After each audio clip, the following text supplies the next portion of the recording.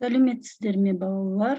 Міне бүгін біз тағы да оқу сауаттылығы бойынша тест тапсырмаларын орындайтын боламыз. Бірінші тапсырма. Суық торғай.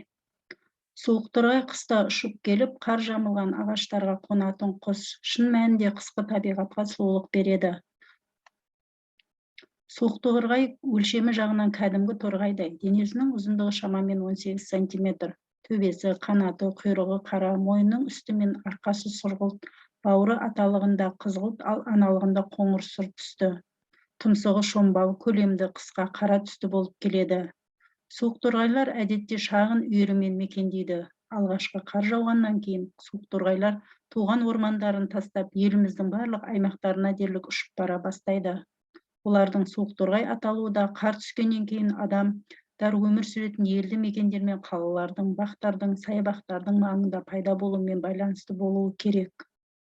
Аяз неғұрлым күшті болса, суық торғайлар үйірі соғұрлым тыныш отырады. Кейде орнынан ұшып барып, жидекті жұлып жеп, содан кейін біраз уақытқа дейін қайтадан қозғалыссыз отырады. Күні бойғы әрекеті сол. Қараңғылық түсісімен барлық үйір бұталарға немесе ағаштарға қонып, сол жерде түнейді. Олар жақсы ұшады. Ағаштар мен бұталардың түбінде тез қозғалады. Қалың тұмсығымен ол жидектердің немесе кішкентай жаңғақтардың тұқымын шағады. Суық торғайлар шетен жидектерімен, мамыргүлдің, қалақайдың тұқымдарымен немесе бүршіктерімен, сондай-ақ басқа да жемістермен қоректенеді. Олардың тұмсығымен сым кескіштер сияқты тістейді. Шетеннің жидегін жегеннен кейін тұмсығын тазартады, себебі шетен тұқымдары оған жабысып қалады. Тұмсығын тазалау кезінде шетен тұқымдары жерге түсіп, көктемде өніп шығады. Суық торғай сенімді және көпшіл құс. Үйірден бір құс қақпанға түсіп қалса, қалғандары дереу құтқаруға асығады.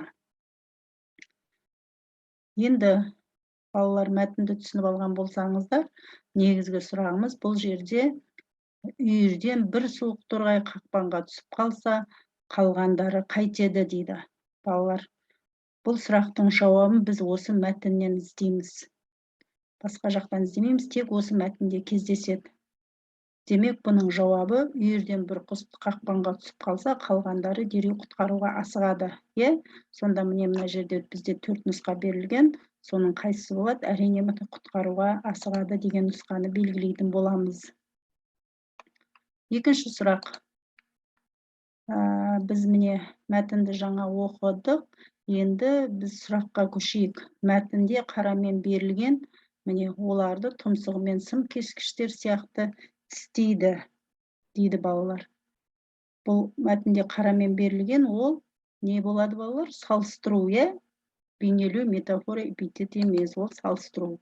Келесі, үшінші сұраққа көшеміз. Үшінші сұрақтың мәтіні басқаша екен, сондықтан мен сіздерге қазір оны оқып беретін боламын. Байлық. Бұрынғы өткен заманда бір дана кісі өлерінің алдында жалғыз қалып бара жатқан баласына: шырағым, жер астында көмген көп қазынам бар. Соны қазып алсаң, қарның аш болмас, киімсіз болмассың депті.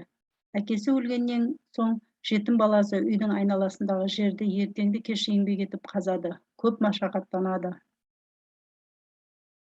Бірақ әкесі айтқан қазынаны таба алмайды. Басы дал болып шаршап шалдығып, ақырында бір көп жасап, көп көрген данышпан қарияға келеді. Әкесінің насихатын өзіне көп әуре болғанын баяндайды, ақыл сұрайды. Балам, сен әкеңнің өсиетіне түсінбеген екенсің. Оның мәнісі былай. Әкең саған мирасқа жер қалдырыпты. Сол жерді күшің жеткенше күтіп, егін егіп, күз тұқым шашып, еңбек етсең, уақытында өнімін төкпей шашпай жинап алсаң, сонда сен байлықтың астында қаласың. Ашта, жалаңашта болмайсың. Байлық жерде, еңбекте, депті қария. Сонда бала басын қасып, әкесінің сөзіне, өзіне айтқан өсиетін енді ғана түсініп, оны орындауға кіріскен екен. Дана кісі өлерінде баласына не айтты? Жұбату, өсиет, өсек, әңгіме. Не айтқан екен балалар? Өлерінде ол кісі өсиет айтқан екен, өсиетті белгілейміз. Келесі 4-ші тапсырма. Біз бұл мәтінді оқыдық, сондықтан дереу біз мынау сұраққа көшейік. Суық торғайлар қалай мекендейді дейді. Суық торғайлар қалай мекендейді? Міне мына жерден біз мәтіннен, яғни оның қалай мекендейтінін есімізге түсіріп көрейік. Олар қазір мына жерден көреміз. Суық торғайлар топтасып, үйірімен, жұбымен жалғыз дейді. Олар әрине үйірімен мекендейді. Міне осы жерде бар. Қазір біз оқып өттік, менің есімде қалды, сондықтан бірден белгілеп жатырмын. Суық торғайлар үйірімен мекендейді. Келесі сұрақ 5-ші тапсырмада тағы да осы мәтін суық торғай мәтін екен. Енді мәтінге сәйкес келетін мақал ол қайсысы болуы мүмкін? Бірінші, қыста қысыл, жазда жадыра. Құс патшасы бүркіт, аң патшасы арыстан. Әр құс өз ұясын жақсы көреді. Бірі барлығы үшін, барлығы бірі үшін дейді.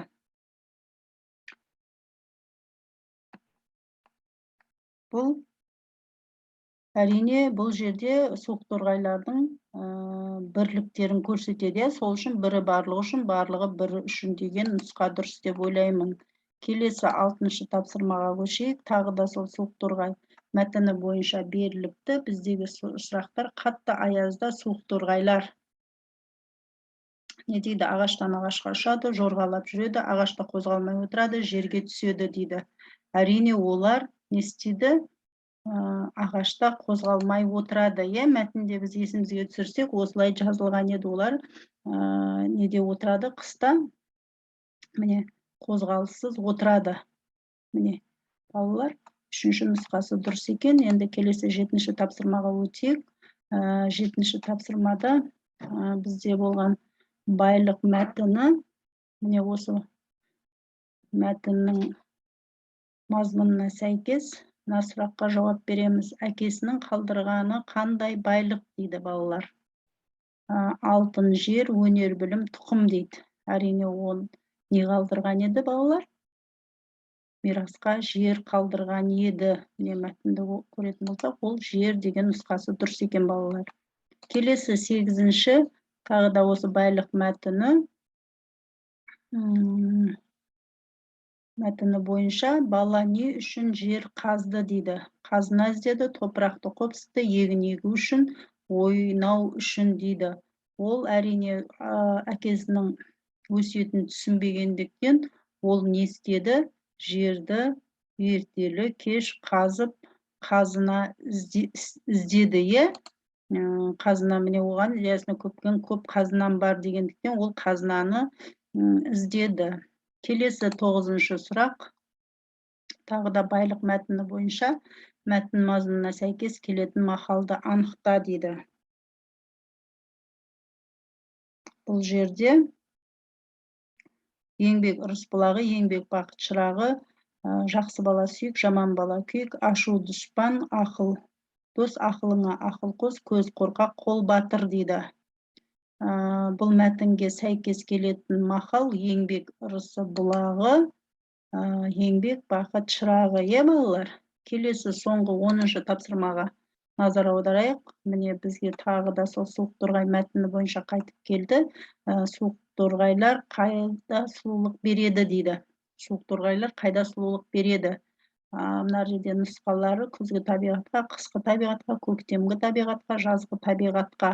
Бұлай ойласақ, міне бұл жерде шын мәнінде қысқы табиғатқа сұлулық береді дейді. Міне балалар, жауабы тұр. Демек, қысқы табиғатқа дұрыс жауабы болады. Міне балалар, біз сіздерменен оқу сауаттылығы бойынша 10 тапсырманы бірге орындадық. Сіздерге сәттілік тілеймін. Келесі кездескенше сау болыңыздар.